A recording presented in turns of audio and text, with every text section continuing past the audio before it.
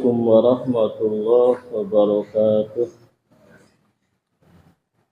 Nahmaduhu wa nusalli wa nusallimu ala rasulihil karim wa ala alihi wa sahbihi ajma'in, amma Bismillahirrahmanirrahim. Hadis-hadis tentang kalimah thayyibah. Bismillahirrahmanirrahim. An Laitsin qala Isa bin Maryam alaihi salam, ummatu Muhammadin sallallahu alaihi wasallam asqalun nasi fil mizani dalat alsinatuhum bi kalimatin taqulat ala man kana qablahum la ilaha illallah. Akhraju al-Asbahani fi Targhib. Lais rahmatullahi alaih meriwayatkan Nabi Isa bin Maryam alaihissalam berkata, umat Muhammad adalah yang terberat timbangannya di mizan, karena mereka membiasakan lidah mereka dengan sebuah kalimat yang terasa berat bagi umat sebelumnya. Kalimat itu ialah la ilaha illallah. Hadis al-Asbahani. Faedah merupakan sesuatu yang sangat jelas bahwa kalimat la ilaha illallah sangat banyak didikirkan di tengah umat Muhammad SAW. Semoga Allah mengirim beribu-ribu sholawat kepada beliau. Jika tidak dapat dikalahkan jika dibandingkan dengan umat lainnya. Para masyayikh suluk mewiridkannya bukan hanya ribuan kali, bahkan jutaan kali. Dan setiap ulama mursyid tersebut kebanyakan membawahi ratusan murid.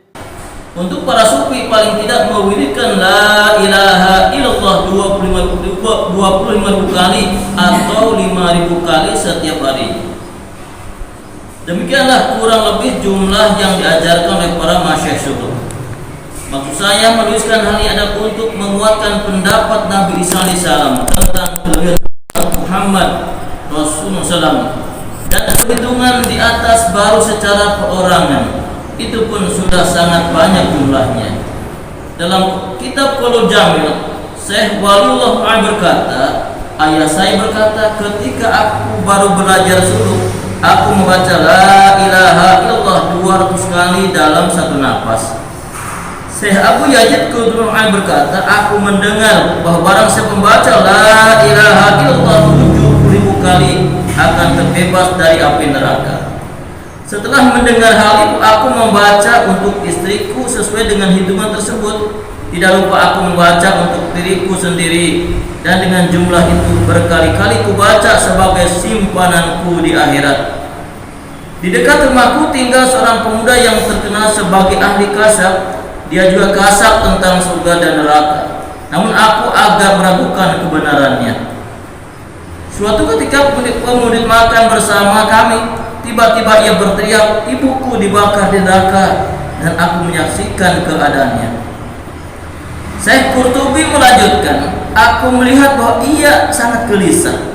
Lalu aku berpikir akan menghadiahkan bagi ibunya satu hitungan bacaan, sehingga dapat ketahui kebenaran kasab pemuda itu. Maka bacaan tahlil yang untuk diriku itu 70.000 bacaan kuhadiahkan untuk ibunya. Aku niatkan pemberian hari ini di dalam hati, di mana telah banyak kulakukan untuk simankanku di akhirat, dan tidak ada yang mengetahui niatku kecuali Allah Subhanahu wa taala.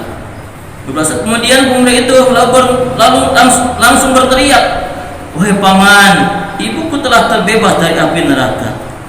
Syekh Qurtubi berkata, dari kejadian tersebut aku mendapatkan dua keuntungan. Satu, aku telah mencoba fadilat membaca tahlil 70.000 kali. Dua, aku meyakini akan kekasapan yang dimiliki oleh pemuda itu. Demikianlah salah satu kisah di masa ini. Selain kisah tersebut, entah berapa banyak lagi kisah yang terjadi pada umat Muhammad SAW ini. Para ahli sufi memperbaiki dirinya dengan cara zikir anfas, yaitu melatih zikir dengan cara ketika menghirup dan menghembuskan setiap napas diiringi dengan zikrullah, sehingga napas tidak sia-sia. Banyak di kalangan umat Muhammad yang berhasil melatih diri sampai ke tahap tersebut. Lalu apakah kita masih meragukan ucapan Nabi SAW? Lidah mereka terbiasa dan tunduk pada kalimat La ilaha illallah. Alhamdulillah. Hadis menjelaskan tentang fadilah zikir kalimat La ilaha illallah, wabil khusus keutamaan zikir 70.000 kali yang bisa kita niatkan untuk diri kita, orang tua kita, saudara kebebasan daripada api neraka. Benar-benar Allah firman kita amat dan sampaikan insyaallah. Subhanakallahumma wa bihamdika asyhadu an la ilaha illa anta astaghfiruka wa atubu ilaik. Assalamualaikum warahmatullahi wabarakatuh.